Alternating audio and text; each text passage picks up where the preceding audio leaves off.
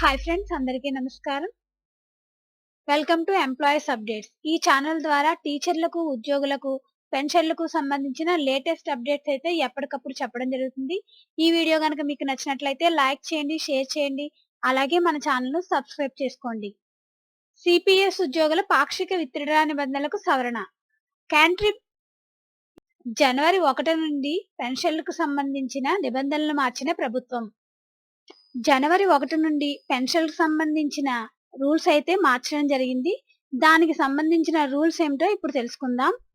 CPS ఉద్యోగుల పాక్షిక withdraw నిబంధనలకు సవరణ. కాంట్రిబ్యూటరీ పెన్షన్ పథకం సిపిఎస్ ఉద్యోగులు జాతీయ పెన్షన్ విధానం ఎన్పిఎస్ నుంచి నేరుగా పాక్షిక విత్డ్రా చేసుకునే విధానాన్ని నిలిపివేస్తూ పెన్షన్ నిధి నియంత్రణ అభివృద్ధి సంస్థ పిఎఫ్ఆర్డిఏ ఆదేశాలు జారీ చేసింది.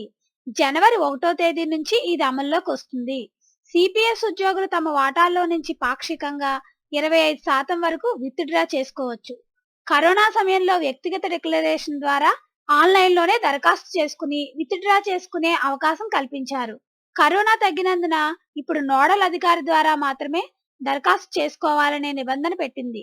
సిపిఎస్ ఉద్యోగులు ట్రెజరీ ద్వారా పాక్షిక విత్డ్రాలకు దరఖాస్తు చేసుకోవాల్సి ఉంటుంది. గతంలో వ్యక్తిగత డిక్లరేషన్ ద్వారా ఆన్లైన్లోనే దరఖాస్తు చేసుకుని విత్డ్రా చేసుకునేవారు. కానీ ఇప్పుడు మాత్రం నోడల్ అధికారి ద్వారా మాత్రమే దరఖాస్తు చేసుకోవాలని జనవరి 1 నుంచి రూల్స్ అయితే పెట్టడం జరిగింది. ఈ వీడియో కనుక మీకు నచ్చినట్లయితే లైక్ చేయండి, షేర్ చేయండి. అలాగే మన ఛానల్‌ను సబ్స్క్రైబ్ చేసుకోండి. Thanks for watching this video.